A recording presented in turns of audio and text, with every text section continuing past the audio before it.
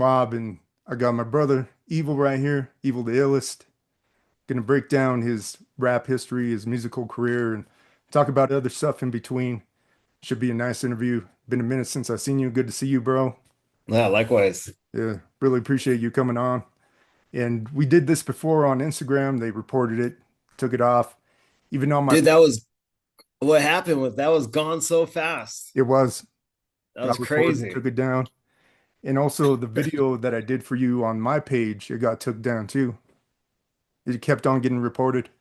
Man, that's like the that's like been the strange negative factor Hmm. in the years of the music. Like I've had like 4 or 5 YouTube videos taken down. Uh Most of them were on some hip hop shit. Most of them were pretty fucking it was pretty wordy. Wasn't Hmm. even like, I paid this guy, me and Lino paid this dude like $500 for 3 videos, and each one of those got taken down. Never were able to All three of like them. push them out. Yep. They all Hmm. got flagged, taken down from YouTube, and they were nothing crazy. They were we even had traffic on one of the videos. Really? Uh Hmm. yeah, it was sick. It's the back on my hustle, um something off my chest, and another one with me and Lino, and I forget the last one, but they were sick, and you can't fucking find them at all. But yeah, Yeah, the it's the the negative factors. I don't understand that because even stuff on just regular stuff gets reported, and I think it's more or less just people don't like us, and I don't think we really have any filter. So if Yeah. there's some shit going on, they just ain't gonna like it, what we're gonna have to say. I don't know. Just is what it is, I guess. So just wanted to talk to you about coming up in San Jose, just a little bit. What were your musical influences? Honestly, when I was young, it was a lot of rock, a lot of metal, a lot of heavy stuff. But hip hop wise, I'd have to say Atmosphere, Big Al, Gangstar, the East Coast rugged hip hop, street shit was like that. For whatever reason, that shit sung to me, at a young age, and I feel like when I was young, Lil Wayne was on top of the world. Like Lil Wayne was fucking making shit happen. And when I was a skateboard kid, uh, running around with headphones and shit, and having fucking Birdman and Lil Wayne in there, and just hearing the like the confidence and the flow to it was so dope at such a young age. If it wasn't Slipknot, it was freaking Lil Wayne and shit, or Yeah. some Freddie Fox, the Militia, Bumpy Knuckles. Um, yeah, either Louisiana or freaking East Coast style rap. Now I'm the same way. I've always been an East Coast head. The grittiness of it, like Mob Deep. Yep. Love Yeah. Mobb Deep, and like you said, Gangstar. And Freaking Wu-Tang Clan. You hear them, you hear them spit it, you know that they're not coming from no bullshit. They're shooting it straight from the hip, and mm, I don't know. The grimy shit always hit harder. You feel it more, it mm, feels more real than the bullshit. I agree. Kind of just seemed like the life that we're living instead of. Yeah. Yeah. I couldn't You can relate you can to relate. most You can West relate Coast. from a fucking Harlem hood to friggin' McKeon White, East Side San Jose. Mm, Motherfuckers walking around with guns there. You relate. You could be that same kid that's rapping in the stories and shit. Mortal Technique spitting, just heavy political stuff. Also, just keeping your head in the game and whatnot, and always being around. Well, like our generation, the news was huge. It wasn't. There was no other streaming service that you're gonna get some information, whether it's true or false. Shit's getting forced to you. So to hear anything against it, it was always very easy to jump on it and listen. Just like Rage Against the Machine, or Zach De La Rocha, hearing his flow and the screaming and everything. It was so sick to buy the CDs and then have to read the booklet to hear what they're saying, or print out the lyrics, and then try to emulate it yourself, and I don't know. I think that that physical aspect made me like latch on to music so much more because you could feel it, you could read it, you could digest it, you could try to recreate it, and that was always sick. Into going rap? Who influenced you? Because I know there was Criminal Records back then. There was Criminal Records. There was Brown Factor. That's Yeah. pretty much the only people that were around back then. Um. Honestly, when just from the music, you know, my cousin Yak the Hitta, Danny Boy, we were doing shit in the house. You know, Mhm. it we had a like a old laptop running Magics and Vegas and old ass recording setups, and we were just doing shit to try to fucking try to have something. You know, we're burning discs with 15 songs we made 2 days ago. You know, and we didn't really get I don't know, we didn't really get too crazy on trying to get anything out at the when we're like first doing it, but just being in there to like rap on it, it was sick. And we had was it Mr. 21? Mr. 21 really put us on the CD game. He was Criminal Records. Um, he had the City of Sharks. I think it was City of Sharks 2 album that he came out with, and it was like a mixtape, and he wanted to get a lot of people involved. And we were just running around in the neighborhood, running wild, and we got a chance to go into Tech Pot Studio, and we went there, and it was me and like four other cats, and we went in there and dropped some freestyles, like some like I wish I could go back and redo them, you know, Yeah. but we dropped some freestyles and got on his album. And that was a big deal because I remember being in continuation school at the time, and when the CD dropped, I got like a shoebox full, Hmm. and I had my name on it, and I was on two Victor. sides. Yeah, and I had one track on there and then one feature on there, and I thought it was insane. This dude just gave me all these CDs, don't want nothing back from it, you know, and just being able to hustle those and get them around the school and whatnot. Um, that was so dope. You know, that was like a real introduction into the game that was already going on, you know, and that was my like initial introduction into the like the game in my opinion. Because I met Tech Pot, I met Hugo, I met 21, and I met a few other cats there. And Mommy. yeah, and a lot, and it was like you go into their spot and they're these guys got it, they got it set up, you know, they already have their stuff pressed up, they have posters, they have Mhm. their own posters up in the studio. And that made me feel like, oh man, all right, this is real, you know, this isn't guys just sitting around in a circle bullshit, and like they're pressing up stuff. And and just like that we're like rocking with them.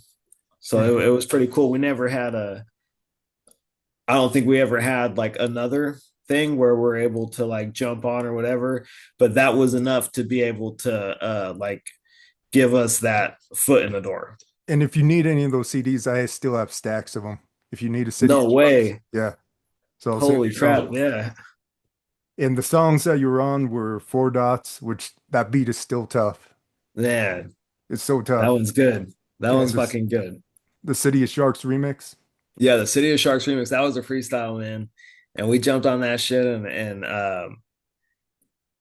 like I just know we had no intentions of rapping that day. You know, we we were running the muck around the corner, got invited, and it was on. You know, and then Hmm. that could have been better, especially for being like 17 years old. And I was like, all right, I'm in. And that's one thing I could just cut out of nowhere is Mr. 21. I've contacted him a few times and asked him for an interview, and he's kind of been reluctant. I'm going to send him this interview to let Yeah, him know and say, I've known you for 25 years, over 25 years. Come on, do an interview. After Criminal Records, we're part of another record company, and you want to talk about that a little bit? Yeah, we're rocking with Beatdown Records, Hmm. and man, that was another nicely set up, beautifully sounding studio in the freaking trenches, outside the outside area was Right in the straight hood. hood. Yeah, Yep. straight hood. Like you're getting into something whether you like it or not, and it was just the time was crazy, and it was rocking, and you could hear it in the music, and all the tracks, all the artists that were on that label, everyone was coming hard, and, Hmm. and you weren't on that label unless you could fit the mold, and if you weren't tough, whether rapping or actually being tough, you weren't going to make it, and you weren't going to be allowed into the booth. And Yep. I remember signing my name in that booth, In the and booth. and there was some heavy hitters in there, cats that weren't artists. Hmm. You go in there, it's like, oh shit, like this is sick. This is a Hall of Fame for the not famous. Yeah. They were But famous, yeah, but they weren't. yeah, different famous. That was a cool label. We never really got to get as serious as we could have been. I think there was a lot of potential there, and it could have been something big. Many factors of it not happening, it was just in a bad spot. It was in a Hmm. bad spot.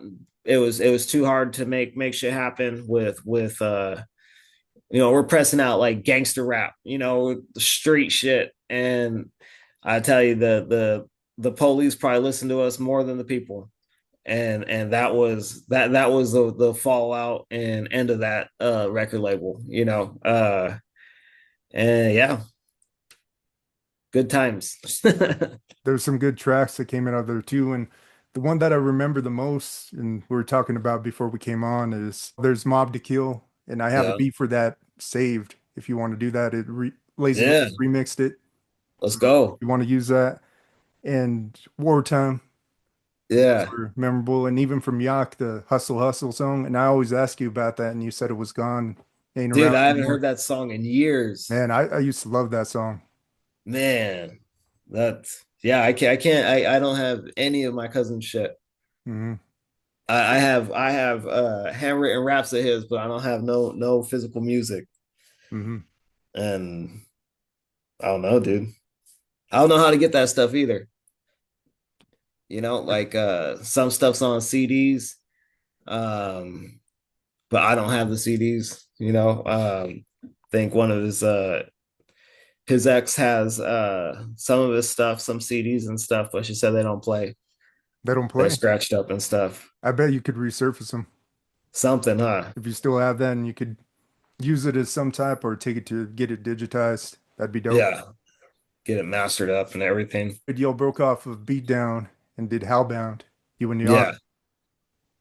Yeah. Yeah, and then that was like that was in the making. We were that's what we were doing before we got on like City of Sharks or any of the beatdown stuff. We were doing that. We had intentions to make the tracks and whatnot. And once we went through the like I don't know, like the bouncing of everything, like after beatdown, it was like, okay, we got everything. We got this, and we just went hard.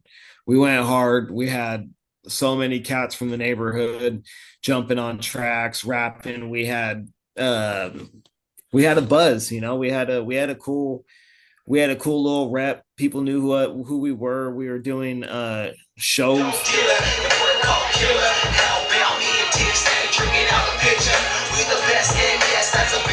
and that was nuts because as soon as we had the factor to like do something like jump on a stage, it gave us the freaking green light to just go full force, Mhm. and we were going through so much at the time that we had endless amounts of material, like I find trouble writing these days, uh it's not as easy as it was, because back then it was like every day was like a fucking nightmare, it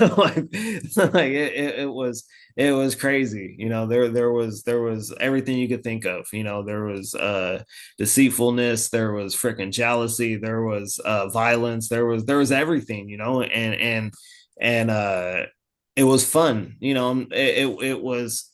made you feel alive, Yep. and that gave us a perfect opportunity to like vent about it, making the tracks, and then making the songs for the same circle that's going to be kicking it in my room that day. We'd have like 15 people show up, come peep out what we did, and they were vibing with it because they see that the shit that we were saying is going on right in front of their fucking faces. That they hear shout outs in the songs of themselves and whatnot, and we were vibing. My cousin, he pushed a fucking hard line.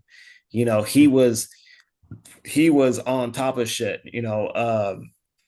I wish I had his drive on that stuff sometimes, because he would literally be chit chatting with someone out in Arizona, someone in LA, someone freaking everywhere, and either people that he was locked up with or people that he liked their music of.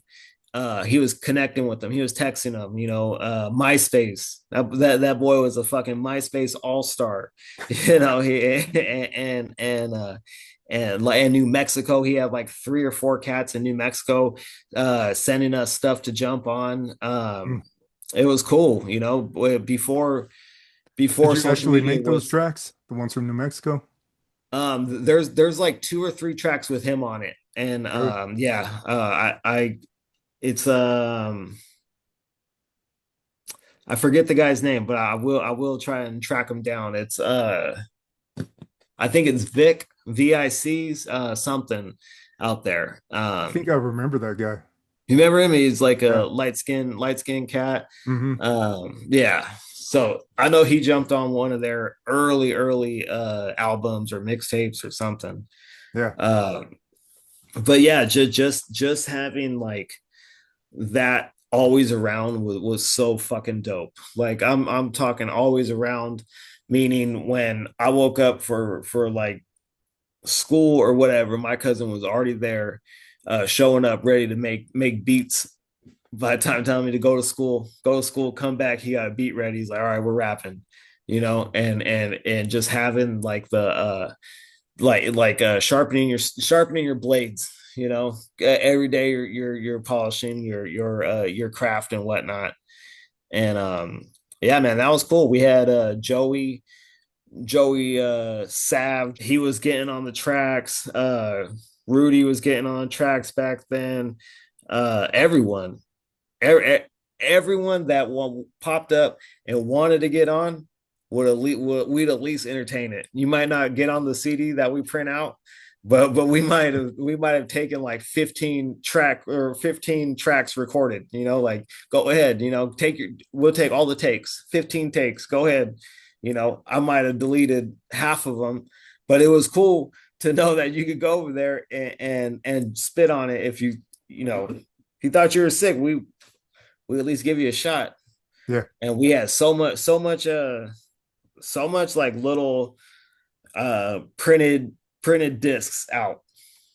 I gotta say, I spent so much money at freaking Fry's and getting the bundles, 100 bundles. We Stack. get like, yeah, the stack of them, and just all day printing them out, flipping them. Later we got the duplicators, Hmm. and that was probably the coolest stuff I could say about that time. When I think Hellbound, I think about all the fucking all the merch. I think about like the either the shirts, the flyers, the posters, the CDs. Everything is very physical, and it was like right at the cutoff before everything went full streaming. Now, still Hellbound, still on all the streaming sites, but that support then that was sick. That was real. You know, I can't say I have the same turnaround on the streams these days, but if they was around then, it would have been cracking because that was awesome. That was fucking nuts. The dope thing about it, you still have performances from back then. You Yeah, have some you footage of know, Yak too. Party it up like there ain't no tomorrow. I bit the henny and two broken bottles. I'm one of the dudes with bullies and crews. The 22 talk shit, you choose. Man, make it not the big. best footage, but definitely fucking real life videos of of what we were rocking with. Hmm. And how did it was it Nutso that got you on Murder Dog magazine? Yes. Yeah. Nutso got us on the murder dog. I got this one right here. Yeah, there it is. uh yeah, he got us on this one. We were recording at Black Mob Studio, and we were there like once a week. And my cousin was knocking out so many tracks. He was knocking out tracks, sending them out, trying to get people on. We were building our 40-ounce militia album, and that one was like we had, I think at the end was like 25 tracks for it. It got cut back a little bit, but we were there so much rocking with these guys, and these guys were pushing they were pushing a hard line too. They're originally from Atlanta, and everything they were doing here, they're sending over there. They had like the little network in between, and I thought they Nutso got was from San Jose. he's from San Jose but moved to Everybody else. Atlanta. Oh, okay, I got it. Yeah, so then when he moved back, he brought all of his cats from out there. Ah, all right. So he brought like Mr. Alabama, All right. I'm sorry, they're from Alabama, not fucking Atlanta. He brought all those cats that he was rocking with out there, which was Black Mob, Hmm. and they were just living out here in San Jose for like 2 years, pushing a bunch of music, making a bunch of connections, and they made the connect with Murder Dog. Murder Dog saw like they came out. I forget the dude's name, but he came out with a like like little camera crew, not like a video camera, but they did a few different photo shoots for us. And it was at the studio. It was hood as fuck, you know. There you go up and there's like 15 cats outside all smoking blunts. You know, you see red bandanas everywhere. These guys were bloods and homies, and you're in a homie neighborhood and everyone's cool. Everyone's like rocking together. So there would be crowds, you know, there'd be like it was hot, you know, it was hot. Like there was so many people, and that definitely helped us with the murder dog thing because they loved it.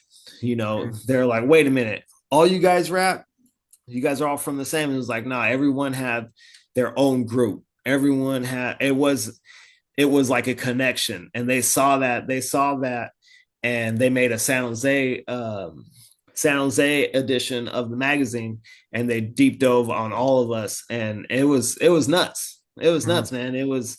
Uh it was so real. You know what I Yeah. mean? Like it was like uh we're going from just going straight after work to the studio to okay, man, we got a photo shoot here, and then we got to do another photo shoot, and it was crazy. Definitely a cool experience. Yeah, I remember how excited Yak was, and that was the thing Yeah, with Nutso. He had such a good relationship with Nutso. Nutso always pushed a hard line for Yak. So I yeah, remember that back then, and man, just that era, being in that era, it was so dope. Like everything yeah, coming out and everything going on in the streets too. It was a dope era. yeah. It was crazy. And the only bad thing about it is it was supposed to be a San Jose feature, but Little Corner was center stage. Yeah. How do you know what happened or?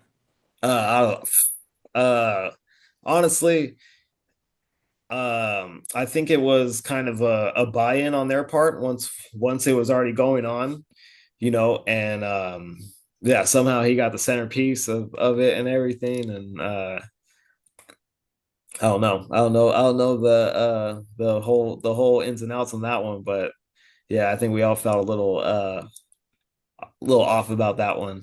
Yeah, Like, oh, okay. because I remember opening it up and I was like, San Jose. Yeah, It it's was what it crazy. was. It was dope seeing y'all in the magazine though. Yeah, it was a dope event. Yeah, it was cool. Mm, We intended to do like a big show like all together, but there was too much. There's too many people, too many groups, too many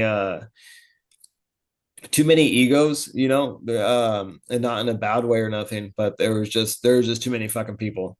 You mm. know, everyone wanted the like their piece, which they deserved, but there's a lot to share. Y'all were doing the 40-ounce militia. I know at the time, Hugo was just me and Hugo, and we were doing the beat down mixtape, and we were Yeah, talking about Yak, and Yak was excited about that. And then I went to jail, and it just wasn't going on.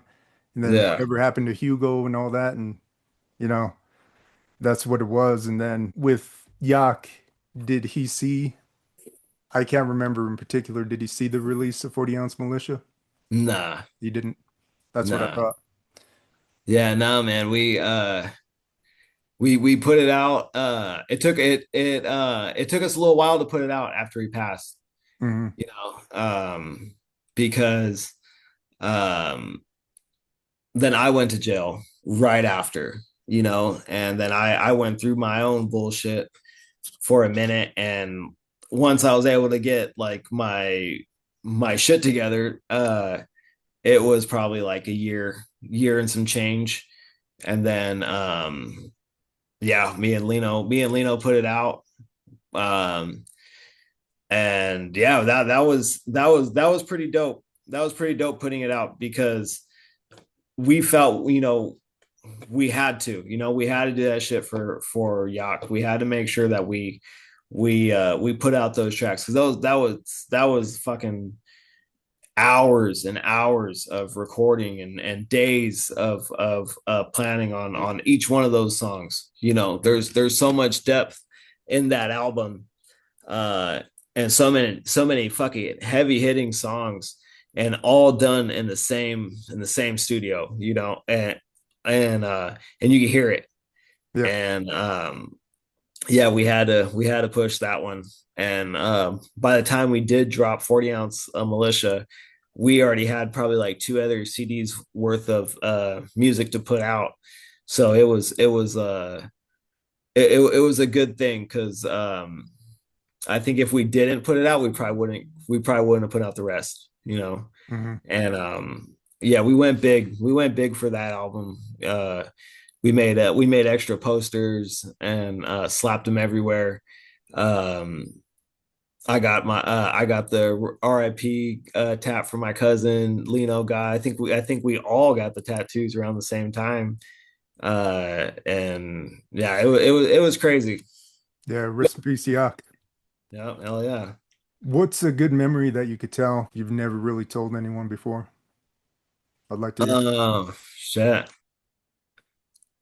Um, I'll tell you, this motherfucker woke me up every morning for school with like a straight cold punch to the either my side or my head or you know, like, yeah, like no bullshit. It was like every day, like it was like waking up like, oh nothing, and then out of nowhere it'd be like, hey, what's up? Go to school, you know? Like I think that was like a personal little thing where it kind of helped me stay focused, you know, like because you know, ain't no one waking anyone up at that age to go to your, you know, school, and it was always a fun little interaction. How was the reception for 40-ounce militia? It was good. It was good. A lot of people were happy to hear all the tracks. There was so many people wanting to hear it, wanting the physical copies. And we went from, I think, like 300 pressed from Troubles, 300 hard copies, to the next one was like 1,000. And it was awesome. Like we were we were selling a lot of CDs, but we were also hooking people up. Like it was so cool to just like hand it off. Like, let me see, like like to give them the coffee and just like physical thing, open it up, boom, all the stuff, like it was uh it was sick, a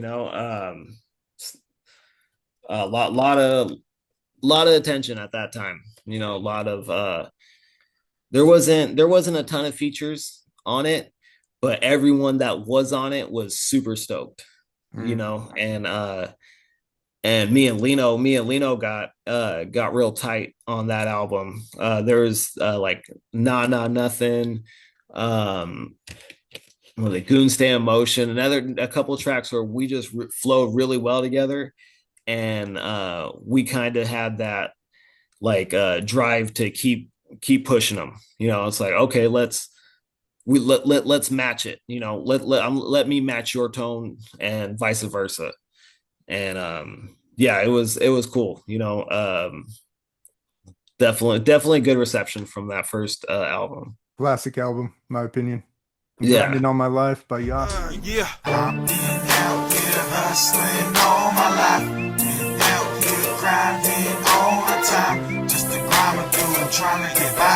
Fucking trees 40 ounce and I'm trying to stay high.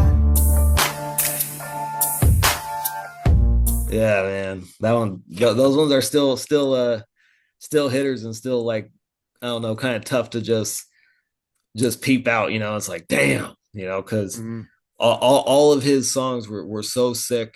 But if you knew him and you knew what he was talking about in them, it's like, damn, this motherfucker's going through it, Mhm.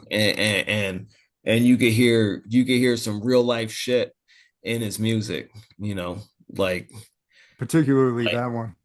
yeah, Mhm. you know, like that one was a lot less metaphors, a lot less punchlines, a lot less I'd say a lot less Yak, more Danny, Yeah, it was and, direct. and yeah. Was Militant the only video y'all did for it? Yeah.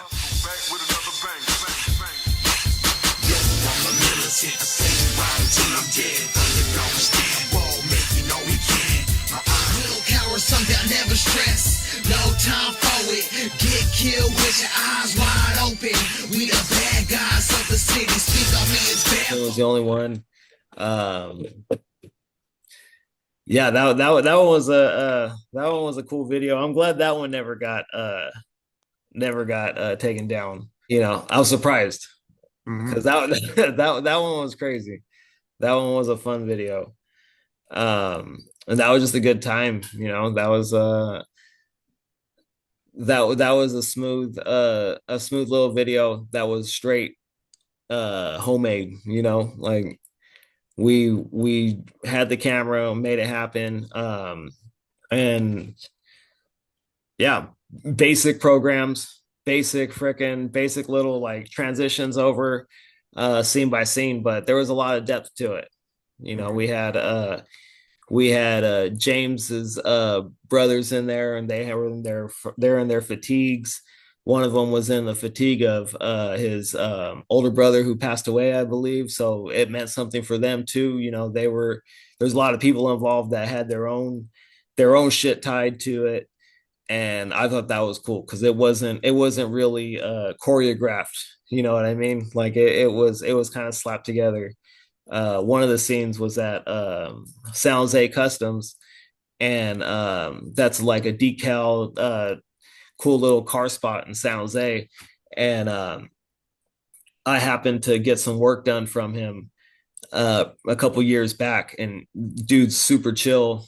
Had a cool setup, and I told him, "Dude, can we do a video here?" He's like, he heard the track. I gave him a copy of the album, and he dug it. He was all for it.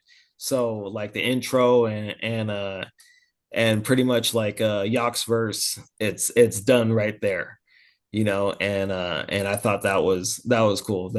I wish we did more. I wish we did more videos for that.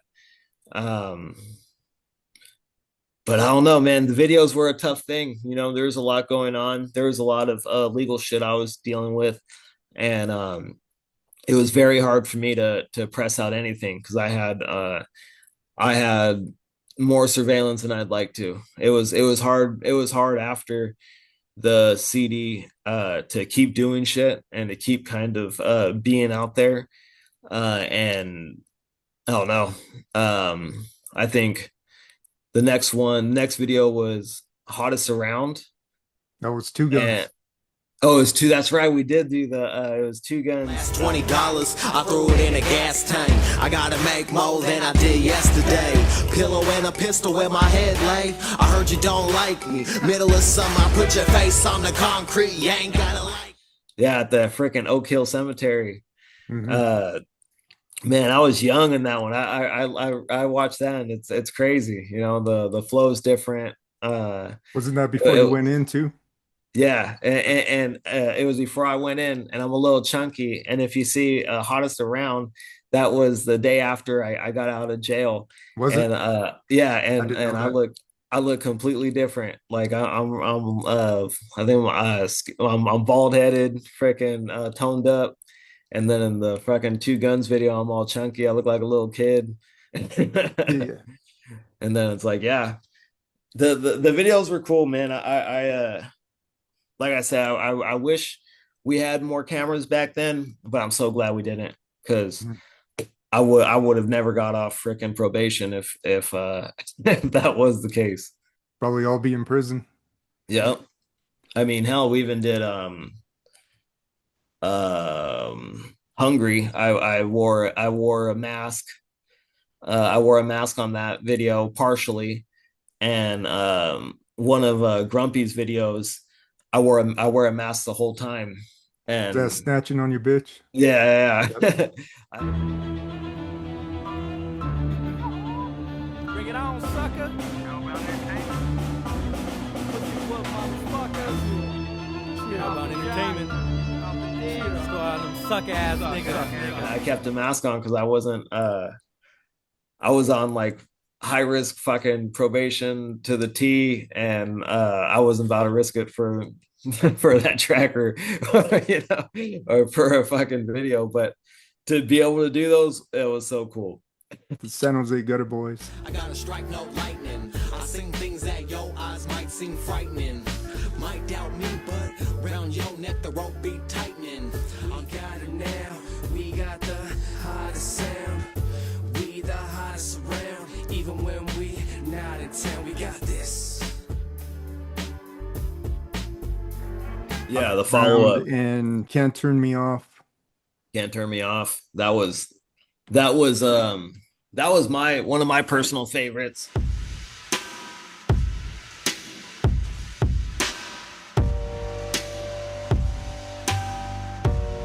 Can't turn me off.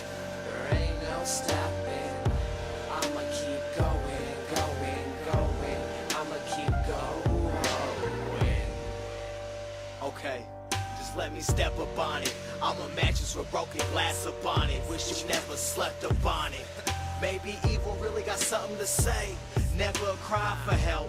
Will he make it? Time will tell.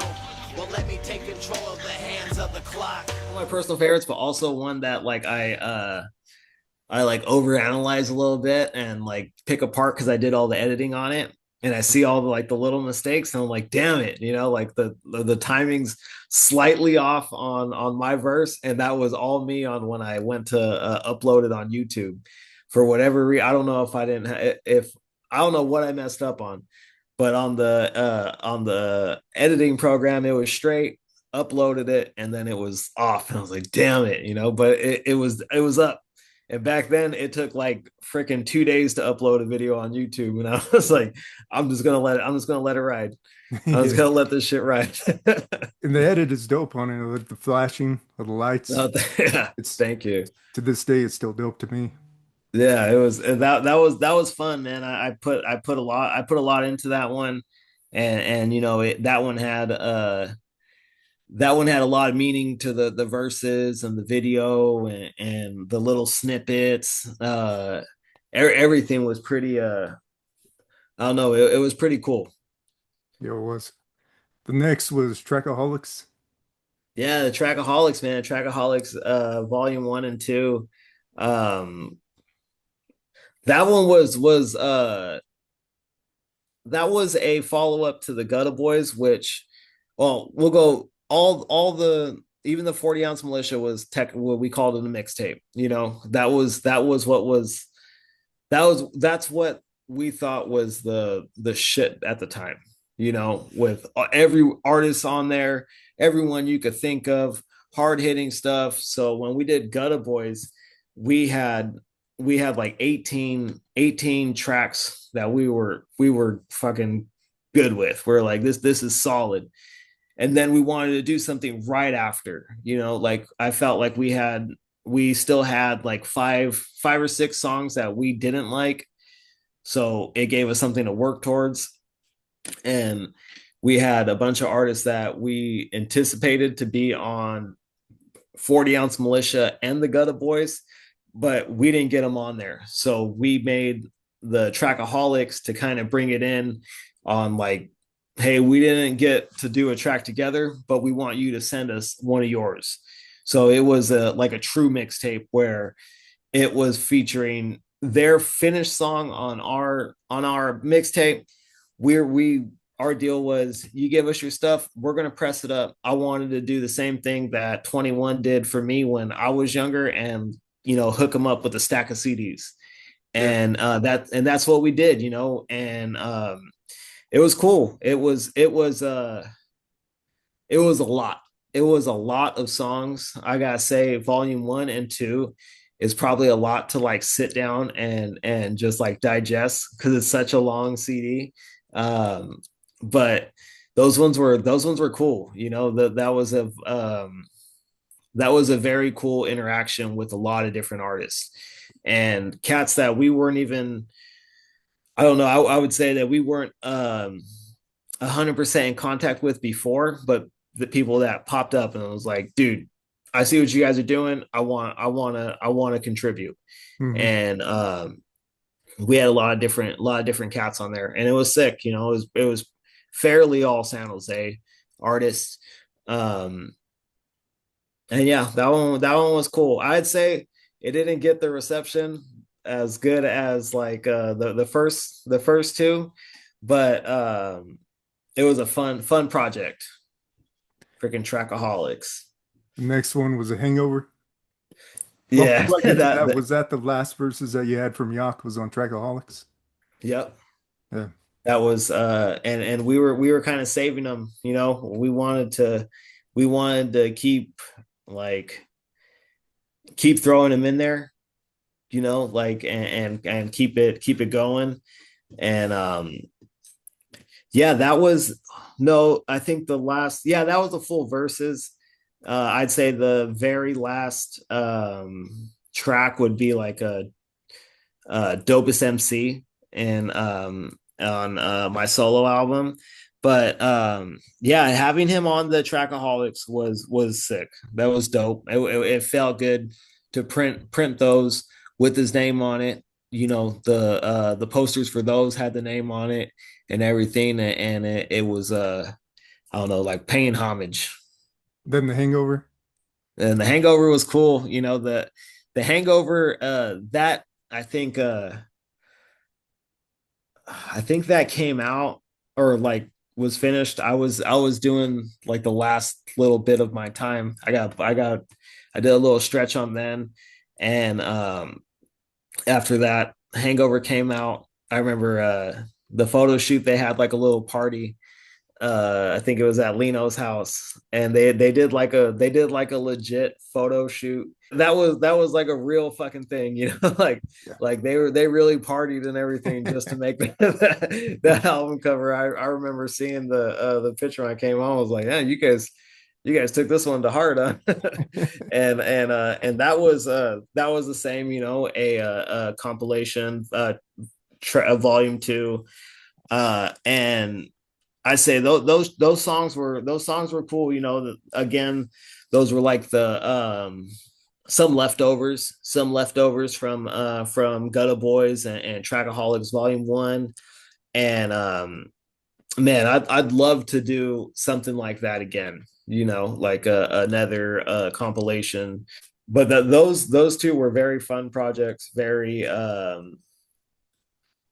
don't know, like it brought a lot of people together. We had a lot of shows, we had a lot of like not good shows, like shitty small shows, but we were able to work with all these cats. We were going to like Modesto doing shows just because we got cats from, there, or people living out there, and they wanted to like release it. Oh, we got on this guy's CD. Let's go to here. I know they do open mic or whatever, and we're gonna make a venue and make a little show. We even did one in Patterson. um yeah, a bunch of different places, and all because of the Trackaholics. We did one with Proper Nonsense, and they had like a reggae show in frickin' Santa Cruz, and me and Lino went over there, and we freestyled like for like 6 minutes because our CDs were our hard drive wasn't working on there, and it was like, fuck, all right, well, we can't just like bounce. So Yeah. like they put a beat on it, and we had a good time with it. And we linked with them, and you wouldn't even think that we would be out there rocking with these guys. These guys are super chill dudes. And we actually were there on a gay night, and we didn't even know that that was the thing at that freaking bar in Santa Cruz. They're like, "Oh yeah, you're at the Blue Lagoon," and then we're looking around, and we're like, "Holy shit, this is what's happening." And so we're up there freestyling, and it was hella fun, man. It was crazy, just having just different experiences from that little compilation. Then it went on to, well, that's what I was going to speak on. Because I know that me and you were on like an anti-cholo run back then. Yeah, So that's what I yeah, man. was, You can hear that shit in the music. yeah. So I thought that was just something that I thought of while I was writing everything up, is like we're anti-cholo back then.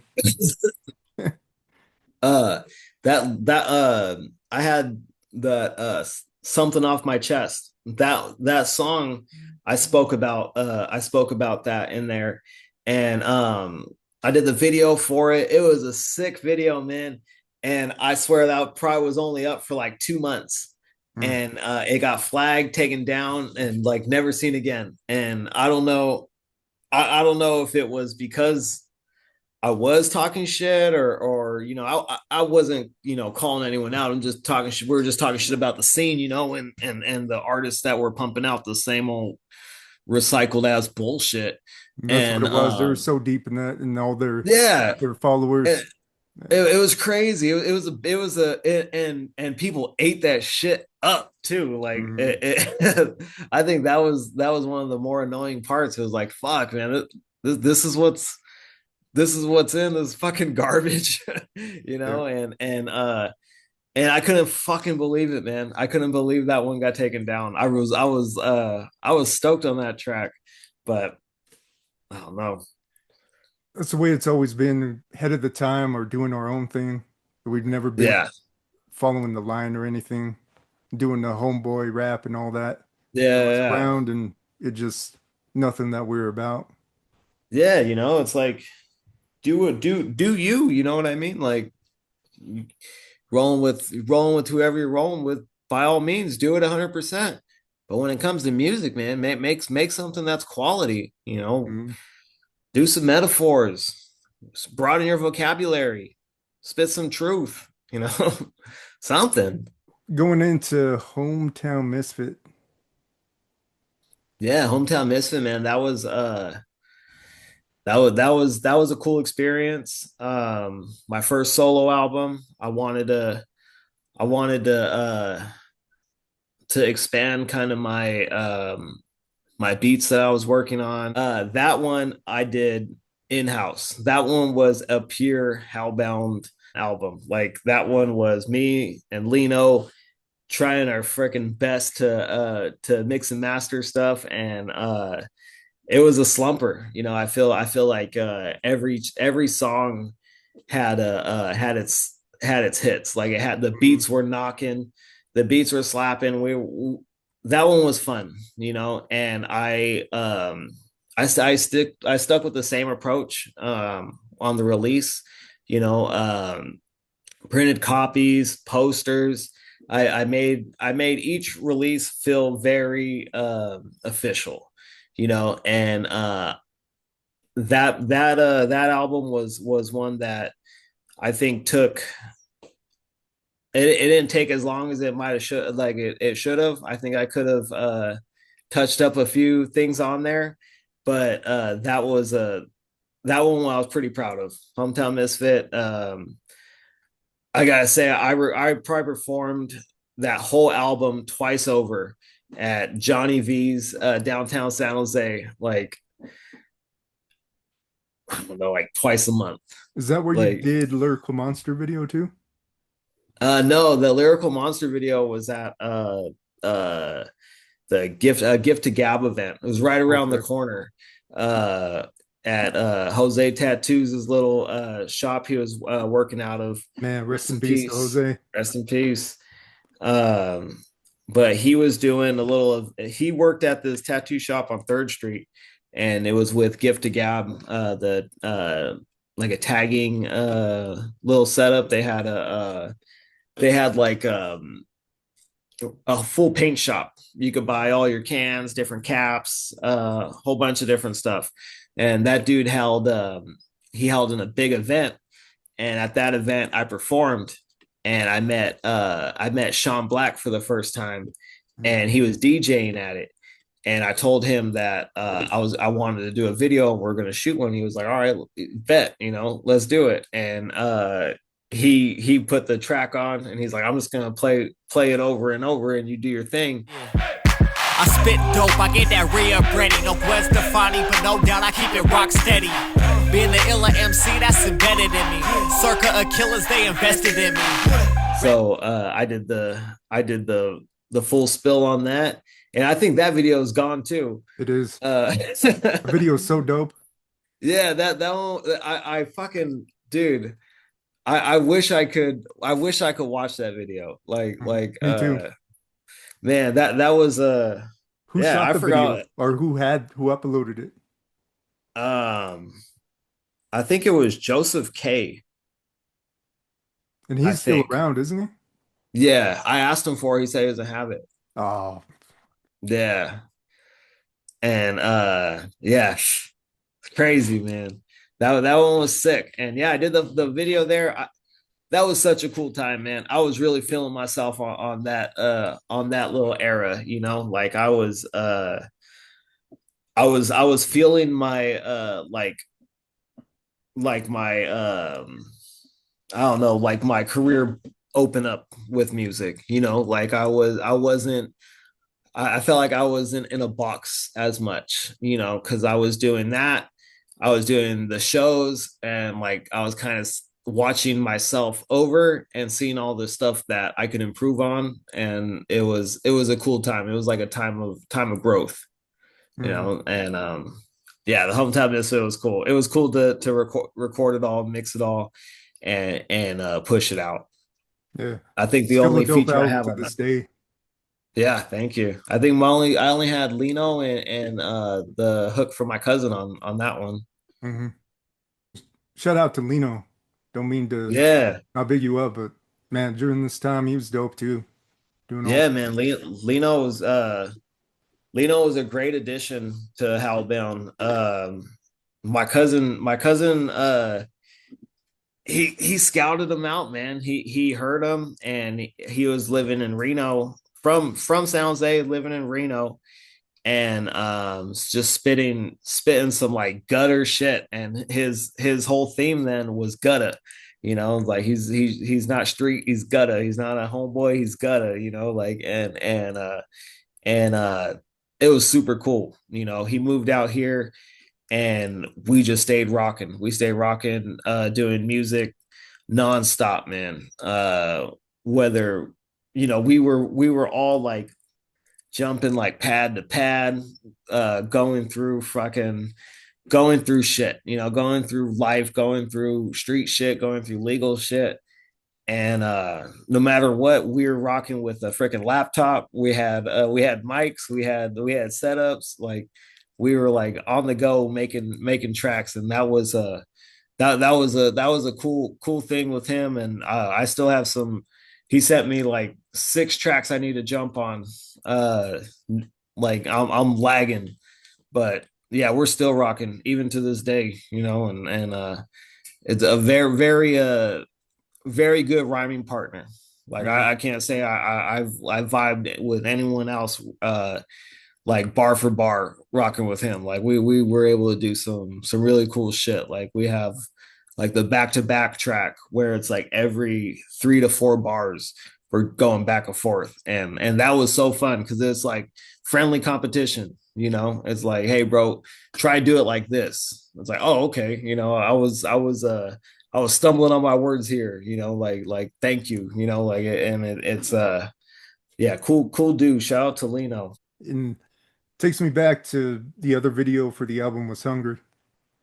Yeah, Hungry, that was cool, man. Hungry was fun. What? You thought the 16-block killer was gone? I got that fire to fill up a bone. My city, land until it's my home. My category is still a man. Just tell me to work on the mouth of madness. Bring a drill and some backup with you. I'm a bad habit, something you probably pick up. I'm the fat razor to help you cut your wrist up. We wanted to do something different. You know, we wanted to have a little bit more of the our character in it, you know, more of our own touch to it. So we went for like a darker approach. I had the mask on. My buddy JDM made the mask, and I had it for a while, and I ended up cutting the mouth out because I was like, I can't. I felt weird without being able to like like speak on it. So I cut it out. I was like, all right, then I'm gonna rock this. And that one was super cool. We did it at we did one scene off San Carlos. We did it. We were in 7-Star Bar right off San Carlos, right next to the Pink Poodle. Oh no, and Jean's Palace. Okay. Jean's Palace on San Carlos.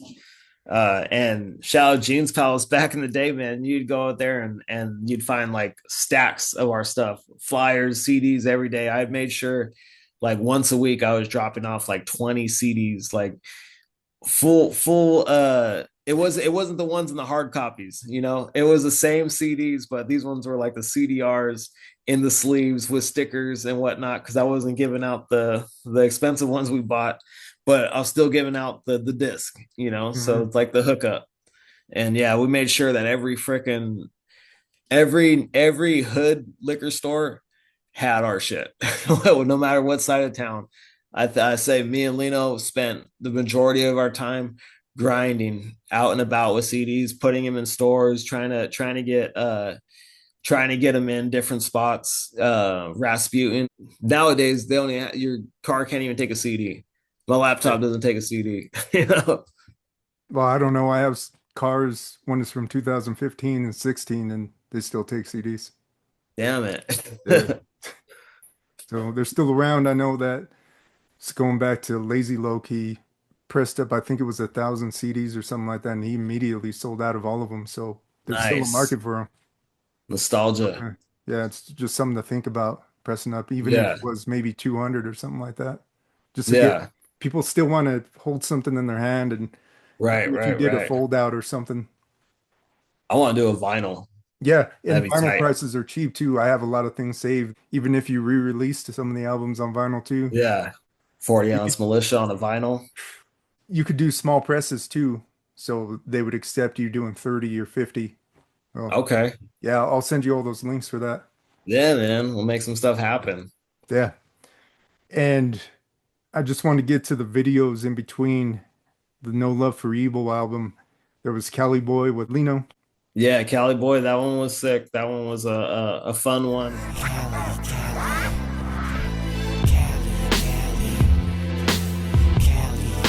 Where the best teams are at, the weather couldn't be better. 75 degrees is the lowest we get. We don't know winter. Everyone got ink round here. Fast pace and side shows. That's one that's still up. That one didn't get flagged. But yeah, that one was a super cool video. We had like a barbecue before it. Cruised around the little park. and we made it we made it look like it was a good time, and that park that we're at was kind of like I'd say like the not our people's park, you know what I'm saying? Yeah, the other side. Yeah, the other side's park. Mhm. And we did it just to it's a nice place, so we wanted to make a cool little video there, and that was a good time. Cool track with our boy Do Right on there. Do Right's part of Proper Nonsense, so the group I mentioned before that we rocked in Santa Cruz with. We're finally able to get him on a new track at the time, and yeah, dude, he rapped real smooth with us. Still talk to him to this day. Still solid. Um, yeah, that was a cool track. I feel like we all had a nice flow and nice feel on that one. Next one was Life of Sin with G Money. West Coast, but throw more blows than a Brooklyn brawler. I'm ill with the pen, 1-6 scholar, savage animal. You dead if you standing still. Been from the gang and I'm banging still. Oh yeah, man! Shout out G Money. Um, yeah, that one was right in the neighborhood, right in the trenches. We knocked out the track, and it was kind of a long time coming. I've known him for a while, and we never had the opportunity to get one track in, but when we did, it was sick. I remember that verse. I remember writing it, and the feel I got from everyone after the recording, that they're like, "Oh, all right, you went off on this one," and I just remember really feeling that one. And we recorded it at Jack Frost's studio, Thiz Latin, and yeah, it's good quality, smooth.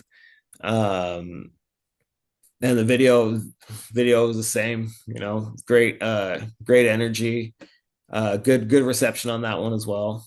Now we could go into No Love for Evil. No Love No for Love Evil, man. That one was I think that, yeah, that whole one was done with Jack Frost at Thiz Latin Studios, and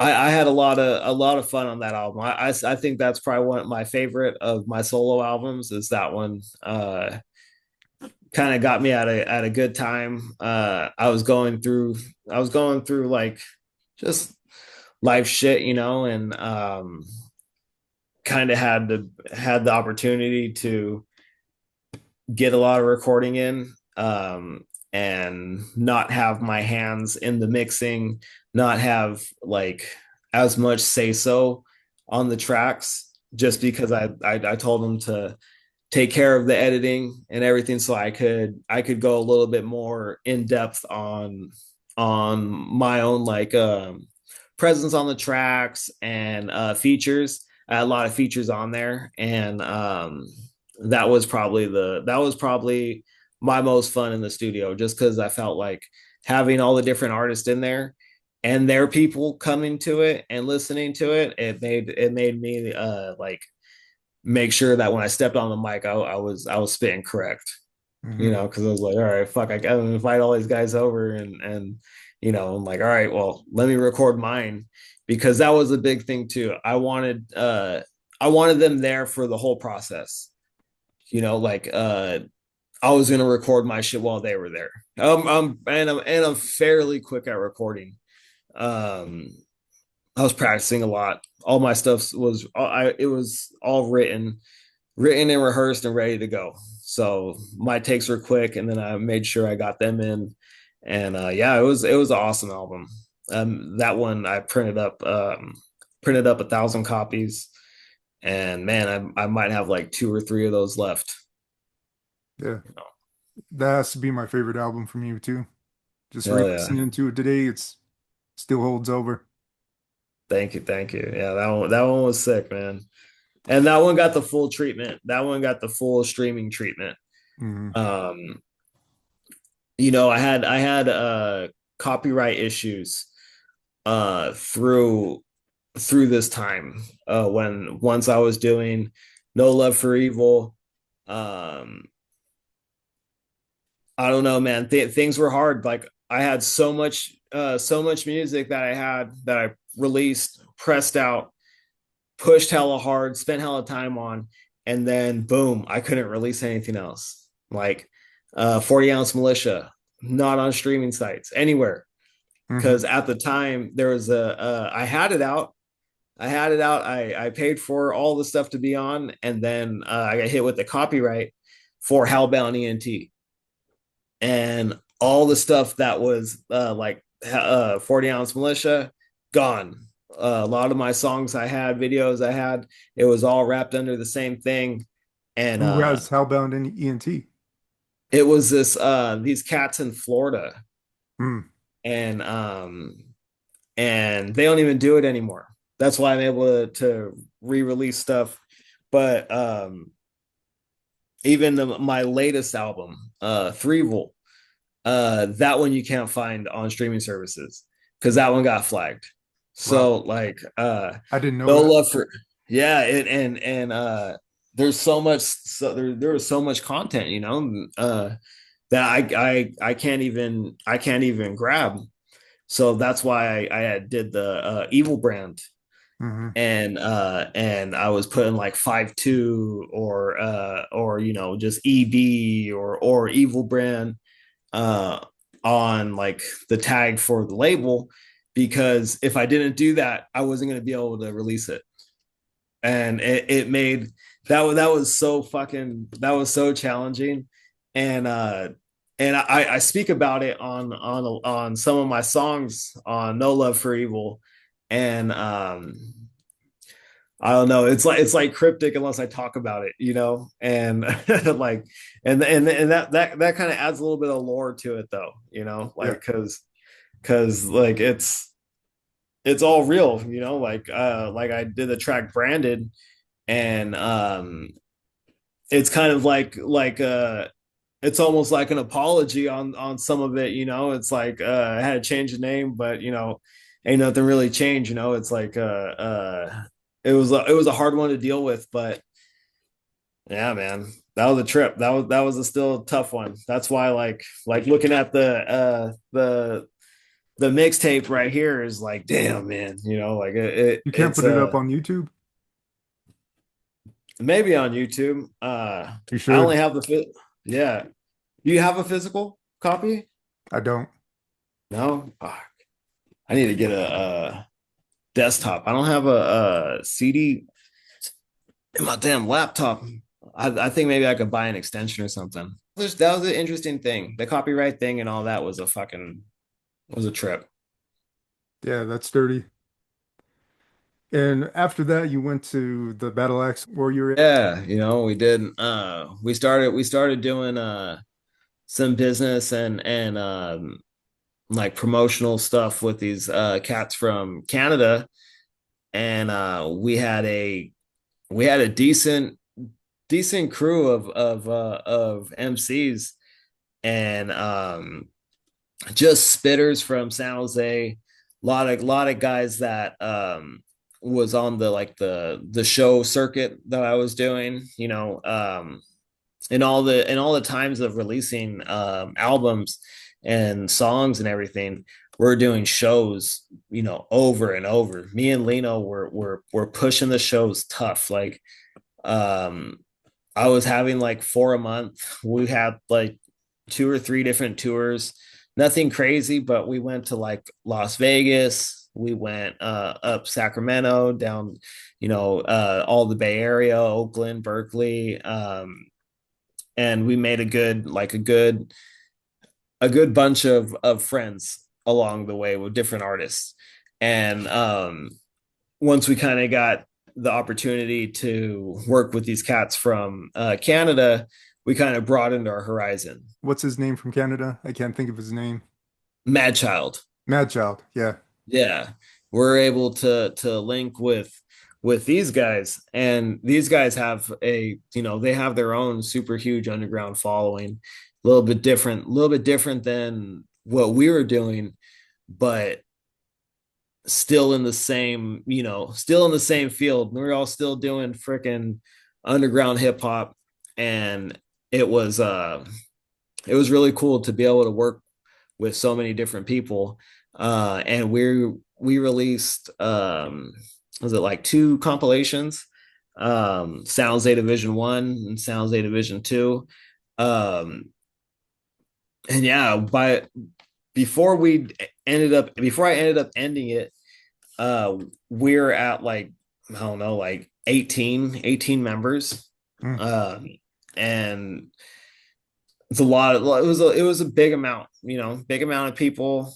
And we had our little presence, we had our shows, we had a lot of cool stuff. We were going all through San Jose, rapping, putting on some cool events, and it was a good time. But yeah, that one did end. I ended up disbanding that one, but it was a cool little ride. Me and Lino stayed in that one too. We rocked through that one, and it was cool. It has ups and downs. Personally, I think there was just too many artists. It was a great idea, and it works for some different divisions and whatnot. But we kind of did our thing. We released our stuff, we rocked our shows and everything, and then we all kind of moved on from there. We had like three or four independent studios that we were all running. Like me and Lino had or I had mine, and Lino had his, and then we also did our stuff together as well. And then we had YDMC and Sean Black and Max Stees, a lot of good artists that all have their own hookups. So after a while, it was like, all right, well, we had our fun, and back to doing, our next projects and stuff. After that, was it the Rebellion that was next? Yeah. Oh, well, the Rebellion was kind of around the same. Yeah, it was like the Battle Axe era. And yeah, the Rebellion was my first album that was solely produced by Sean Black. Mm-hmm.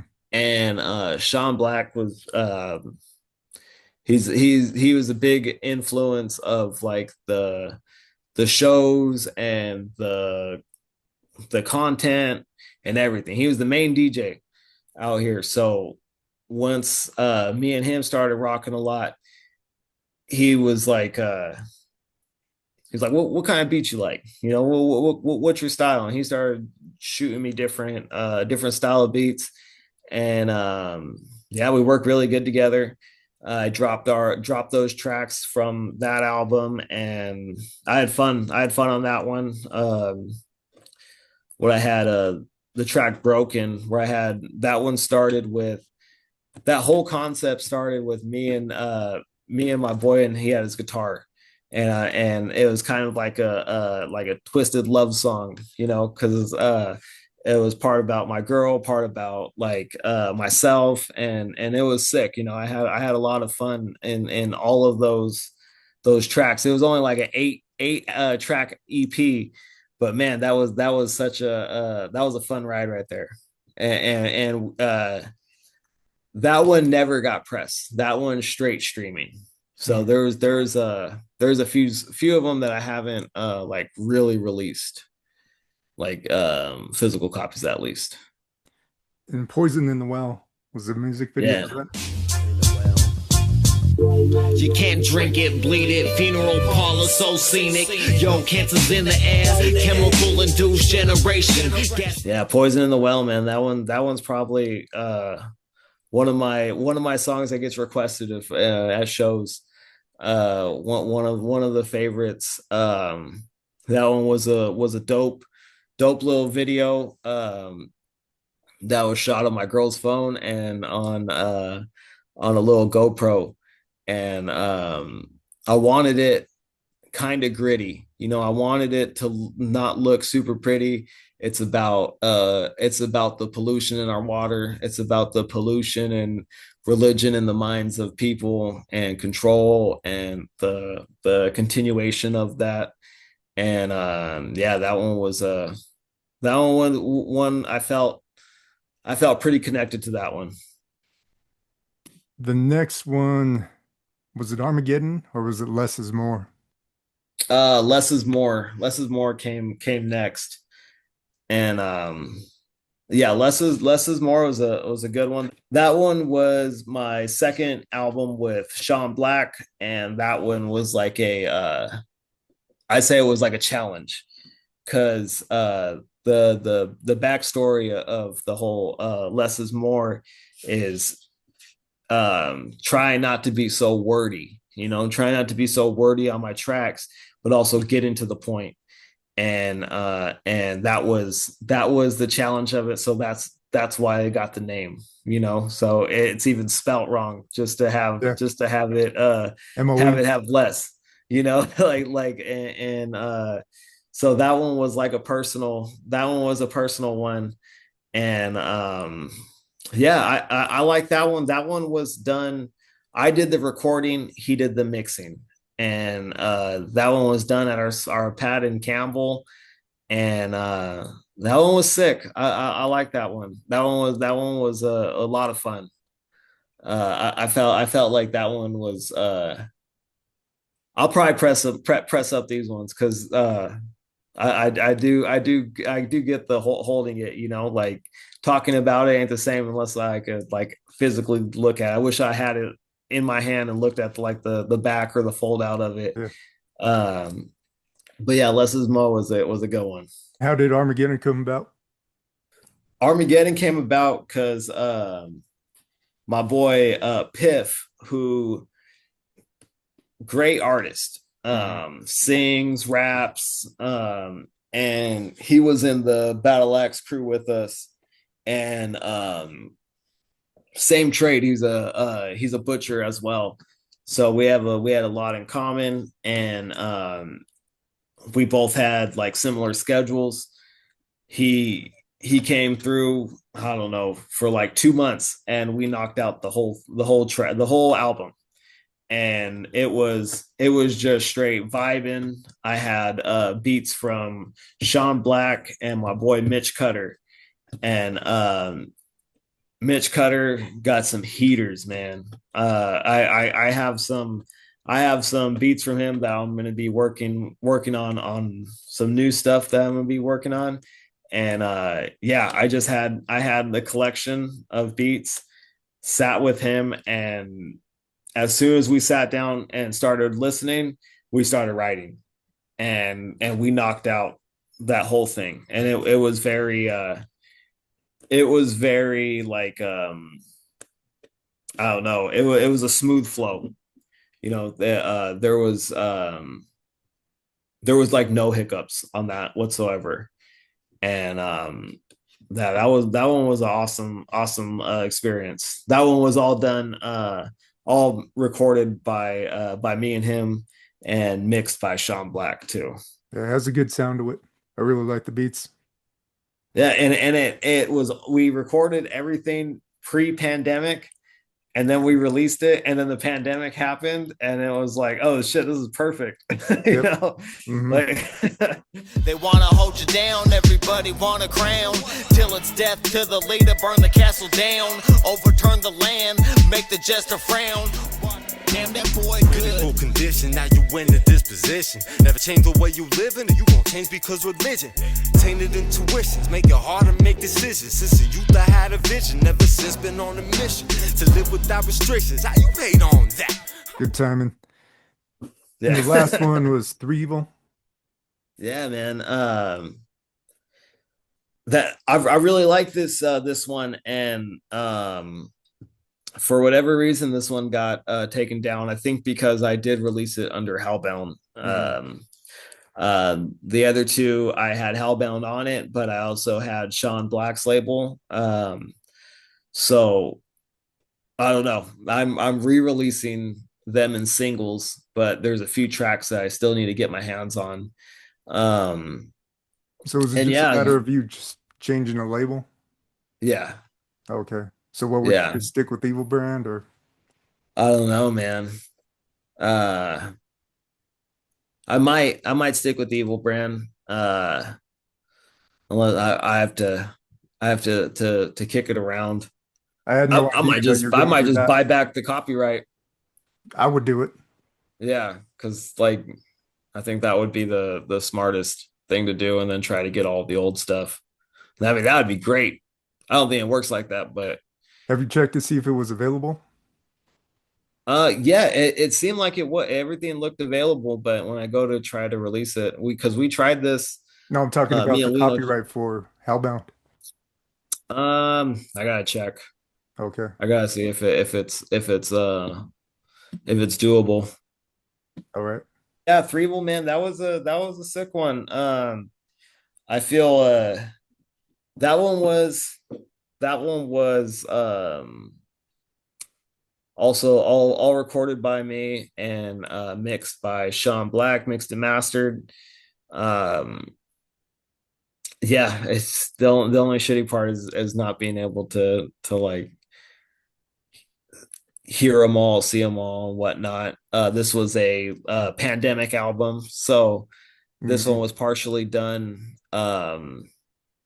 here in San Jose, and then also in Folsom because I was in the middle of a move on that one, and yeah, I was kind of just I don't know. I was trying to like ride the beats as best as I could and just trying to improve on those tracks. So I do have some like different style songs. Like I have the track "Good Things," which is more of a chill vibe, and I don't really have chill songs, so it was something different. You know, I felt like I had some fun on that one, on that album, and it was good. Yeah, it's a good album. I wanted to switch up for a bit, get your thoughts on a few things because I don't know if you watch them at all, but the hood vlogs, what do you think about those, or have you watched any of them? I'm not a big fan of them, man. It's crazy. Kind of goes against the teachings on how things are how they are, you know, and I don't know, man. It's a tough one. It's kind of shitty to see, to keep it real, you know. It's like it's certain people go on and expose every fucking thing they could think of. Uh I have a I mentioned that on one of my newer releases, the Tommy Gun Tales. I don't know if you peeped that one out, but Yeah, I I've heard it. had I drop a little something on there. It's like, dude, some people that know the fucking rules doing stuff like that, it's just like it's like it's hard just to take it in, you know. It's like, oh fuck, okay, well, fuck us, you know. Fuck the way you're taught, fuck the way we grew up, you know. I guess it's fucking it's not cool anymore. And I remember back in the day that there was a East Oakland documentary. I don't know if you ever seen that before, the gang Mhm. wars. No, no, the before it was like, what the fuck? Hmm. You mean, you know, Because at least I they were all don't, masked up and they didn't really directly say anything that yeah, they were involved in or anything like that. So it wasn't that bad and no one knew their faces and everything. But this nowadays, it's just, yeah, well, this is where we're at. This everything. is who we are. Yeah, take a picture. Hmm. It's crazy, Yeah. and so and it's wild when there's nothing to even show off, you know, besides acting the part, you know, Yep. and it's so stupid. It's like fucking MTV reality shows, Hmm. you know, I agreed. bunch of suckers. Just say no more. Another thing I wanted to talk to you about is you told the story to me a few years ago is that whole thing you went through with that paranormal incident. Because I know that you're deep into Luciferian and all that. Yeah, man, those there, you know, you fucking put yourself in some dark spots, you'll see some dark shit, you know. Hmm. And yeah, man, we were doing a project called Canonical, and it was me and a few of my coworkers, and we were gonna Wait, do you we want to had explain like, that real quick? What that is? yeah. So Canonical was a little side project I was doing, and it was like It was like a rock adjacent project, kind of it was kind of like an electronic hip hop metal project. You Okay. know, I had this is like my second attempt at a band. Hmm. So the first one I had was Was it Butcher Butcher Block? Block. Okay. Yeah, and it was a bunch of my buddies, and that was fun. That was a lot of fun. We didn't really release anything, but we had some good fucking times. And so this one was like a follow-up, but with less people. So this time it was just three of us. And at the time it was me and my buddy Brian, and we're in my little pad in Sunnyvale, little tiny studio, man, little fucking trippy little place. And we're doing this song called Banished. And I have the fucking video footage still of it.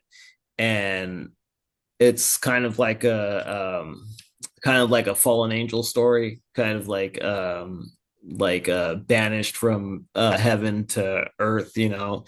And we're record we're recording it as like a live stream of it.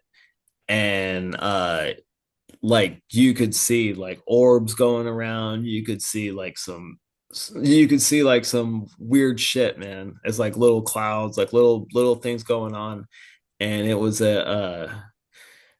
like a pretty much closed off studio, you know. It was like it was like a makeshift garage into a studio. So there's no like fog machine, there's no fucking windows, you know. It's just us doing that. And yeah, man, it was very, very weird, very influenced, I'd say. And yeah, man, it was very, very, very trippy. And that led to, I don't know, like a month of reoccurring events at the place, you know, from showers turning on to shit moving around to um And that was happening at your home? yeah, Okay. at my little studio. And even like bugs would appear, like a decent amount of them. There wouldn't be like food left out or anything. Next, you know, we have a bunch of ants or flies around, and it's like, what the fuck, you know. And I was very invested at the time into some twisted shit, you know. Reading whatever books I could that would give me a little bit more influence on what I was working on. And also I wanted to be pretty genuine with what I was talking about. Like, I didn't want to be making these fucking songs or, you know, whatever we're doing to getting people involved and not be on, you know, what I'm talking about, you know. So I was Mhm. I was going to certain places to get certain books or certain items or, you know, certain things that were you know, like no-go stuff, or, you know, like people be like, no, you don't, you know, you don't want that. You know, I was doing everything to kind of have that around, to kind of like feel something, you know, like to feel, to see if like, all right, well, let's test the fucking waters. And yeah, man, I mean, nothing too crazy, but definitely reoccurring events. And yeah, physical stuff, visual shit, catching things on camera and everything. And it was an interesting time. And we didn't really drop all those tracks either. That whole project ended up getting scrapped. It Did they I experience it too? Yeah. Okay. And So it followed them. yeah, the guitarist backed out, didn't want no part of it anymore. Say he retired from music. My buddy It was that Brian, bad? he yeah, my buddy Brian said that the music was kind of getting between him and his wife, and like that they were having problems, and that he kind of had to give it up. And you know, that we all kind of went on our own paths. We I still talk to these guys, you know, somewhat. And you know, they've kind of changed their thinking and their lives and whatnot. And yeah, it's crazy, man. um And it's hard Cool because experience though. you're like me and you like what you like, and there's that dark side, and it's just hard to break, but there's a limit where Yeah. you can't go past where it's just too far. Yeah, because then you dive in and then it's like, oh, okay, there is fucking water here. There is Mhm. depth to this. And there's a negativity of that because then it's like, oh, well, then your curiosity could keep growing, but you just kind of dig yourself deeper. Yeah. But knowing that definitely has helped. Yeah. Hmm. How did you expel it? Uh, I just kind of stayed true to myself and a lot of like spiritual kind of healing itself, like finding a lot more depth into like the native culture Hmm. and kind of letting go of some of the negative shit I've been holding on to or like keeping with me, like uh Just got to make sure everything has good energy. yeah, because it's like I'm walking around with all this shit in like my fucking wallet, like not literally, but like in the Hmm. back pocket, like fucking and it's not really doing anything for me, but I'm not willing to like put it aside, so just kind of like personal cleansing and shit. And I think like working out consistently and trying to keep my freaking head on straight is definitely helped. I wouldn't say I wouldn't say like enough to keep me astray from anything, but enough to kind of like keep my head in the fucking game, and stay on the right path, Yeah. and And then words have a lot that's of power too. If you speak good, it's going to come to you right. and it will Yeah. chase everything away. Yeah. And I've kind of changed my circle, like Hmm. I'm very like home based with my family and my circle has dwindled down, over the years from either people dying or people fucking changing up their whole life for the worst and being the fucking biggest piece of shit people portray them as, and that's a big eye opener, and I think that has definitely helped me kind of grow from that shit, because you see other people that just, I don't know, tug it all down with them, and they take anyone down that they can as well. Yep. That's a good point. But yeah, Yeah, I just wanted to hear you talk about that again because I remember the story and it's stuck in my head. yeah, and Oh, and that's one of many. Like I feel like I've had the experiences as a kid and just throughout life and whatnot, and even 'cause you're in generally the neighbor. spiritually aware, aren't you? Yeah, Hmm. and like unknowingly, like you talk of like growing up as a kid and like haunted houses and like around crazy people, you hear so much shit that's like, oh, you go somewhere normal, like, oh, you guys you guys don't experience that. Yeah. Yeah. Okay, you guys aren't crazy. And two, what movies have you seen any recent good movies or what's your favorite movies? Always wanted to ask you that. Shit, man. That's a good one.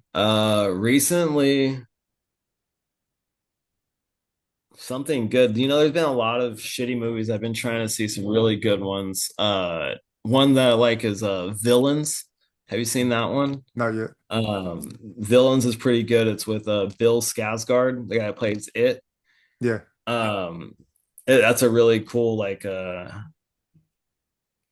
it's a sick movie. That one's good. I can't think of anything else that I've seen that's worth mentioning. Um, I'm fucking cracking up on the Righteous Gemstones. Okay. That one's a good one. Um, but yeah, nothing too crazy on movies. I wish I could drop one, and I'll probably think of one after. I don't know. Doctor Sleep wasn't too bad. Did you see Weapons? Weapons. No, is that one good with the I've, kids? I've seen it twice. Okay. Yeah, in theaters, and it's original story. It's nothing that's out there, and it's good. You'll like it. Okay. Or All have you right. Hell yeah. seen Long Legs?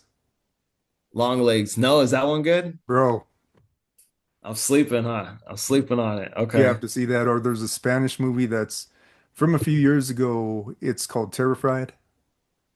Okay. No, I haven't You seen need to that one see either. that I'm too. fucking up. See those Okay. three. Okay. Yeah, those are really good. You seen it's kind of a Spanish one. You seen the old ways? No. No, that one's a good one. That one's like some brujeria shit. Okay.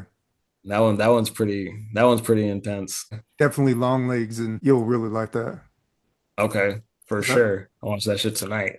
yeah, I don't want to allude to anything because just the feeling that you get from that movie, it's just so dark. It's so dark. Okay. And it just Hell sucks you yeah. in the movie. You'll like it. All right. Anything I didn't cover? Um, no, I mean we got the gist of it. I do intend to work on some new tracks. I have a lot of beats, I have a lot of features I need to jump on. I got some projects with Lino that I'm just lagging on. You know, I haven't really had I haven't had the time to sit and pour my all into music right now. So that's kind of why I haven't.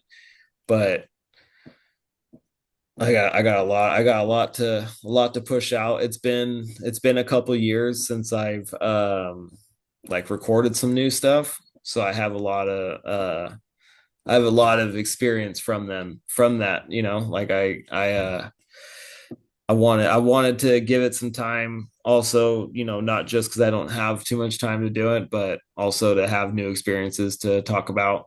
And yeah, just new music hopefully soon. I got my whole setup running. I got it all rocking and rolling. I just need to fucking knock it out. And yeah, I'll be soon. Okay. Soon I'll have some new stuff. And yeah, I'm definitely gonna look into the small press of the vinyls, and I think that would be pretty dope. I'll definitely send you all that stuff. Hell yeah. So, all right. I appreciate you being on. It's good to Yeah, talk man, good talking to to you. you. And you have such a rich history. It has to be documented. Yeah. Just that whole era, like I said before, with the early 2000s, thinking about it, listening to the music and everything, it just puts you in that mindset. And it was just such a good time. It was, Hell even yeah. though there was bad stuff going on, good stuff outweighed the bad. Yeah. And even the bad stuff, that shit was pretty fun. Yeah, that's good. Rest in peace, Yak. We'll Hell miss you. yeah. Thank you, brother. I really appreciate it. Gotcha. All right. Hell yeah, man. Talk I'll to you end, soon.